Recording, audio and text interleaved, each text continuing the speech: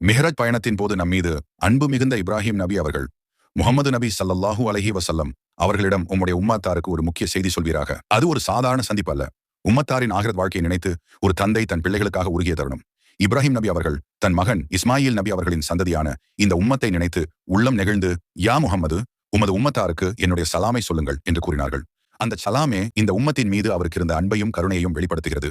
அதற்கு பிறகு சொர்க்கம் என்பது சுத்தமான மண்ணை கொண்டது. அதன் நீரானது மிகவும் இனிமையானது. அது பரந்த வெற்று நிலம் போல இருக்கிறது.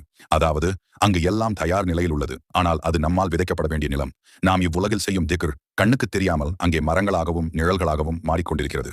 இந்த உண்மையை நினைத்தால் ஒரு மனிதனின் இதயம் நடுங்காமல் இருக்க முடியாது. சுப்ஹானல்லாஹ் என்பது அல்லாஹ் எல்லா குறைகளிலும் குறைபாடுகளிலும் இருந்து பரிசுத்தமானவன் என்று அறிவிப்பதாகும்.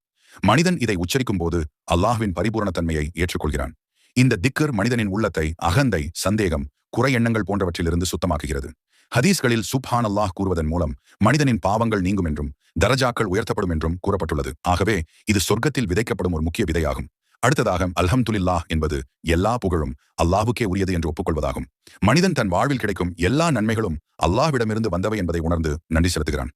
இந்த திக்கர் மனிதனை பொறாமை, நன்றியற்ற தன்மை போன்றவற்றிலிருந்து பாதுகாக்கிறது. ஹதீஸ்களில் அல்ஹம்துலில்லாஹ் சொர்க்கத்தின் தராசில் கனமானதாக இருக்கும் என்று கூறப்பட்டுள்ளது. எனவே இது சொர்க்கத்தில் வளமான பயிர்களை விளைவிக்கும் விதையாகும். லா இலாஹ இல்லல்லாஹ் என்பது வணக்கத்திற்குரிய அல்லாஹ் இறைவன் ஒருவனே என்ற மையக்கூற்று ஆகும். இதுவே இஸ்லாமின் அடிப்படை. மனிதன் இதை உண்மையான நம்பிக்கையுடன் கூறும்போது அவன் உள்ளம் ஷிர்க்கிலிருந்து, இணை வைப்பிலிருந்து சுத்தமாகிறது.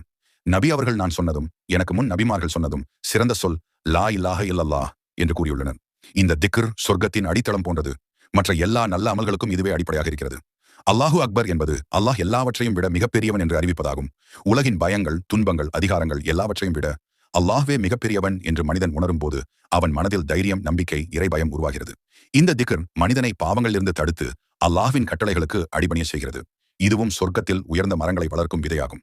இவ்வாறு நபி இப்ராஹிம் அவர்கள் கூறிய இந்த 4 திக்ர்களும் சாதாரண சொற்கள் அல்ல.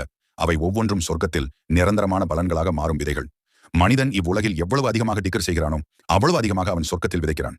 இவ்வாறு மிஹ்ராஜ் இரவில் கூறப்பட்ட இந்த அறிவுரை வானத்திலிருந்து வந்த ஒரு அன்பான அழைப்பு. என் உம்மத்தாரே, நேரமில்லை என்று நினைக்காதீர்கள், சக்தி இல்லை என்று சோர வேண்டாம். ஒரு சொல் போதும், ஒரு திக்ர் போதும், சொர்க்கத்தில் உங்களுக்கான இடம் நிரம்பத் தொடங்கும் என்பதே அதன் உள்ளார்ந்த செய்தி. இனி குறுகிய நாட்களே உள்ளன. நம் மரணம் நம்மை பின்தொடர்கிறது. இனி உள்ள காலங்களில் ஆவது நேரத்தை வீணடிக்காமல் மறுமையில் நமக்கான மரங்களை இம்மையில் நம் திக்ர்களை கொண்டு விதைப்போமாக.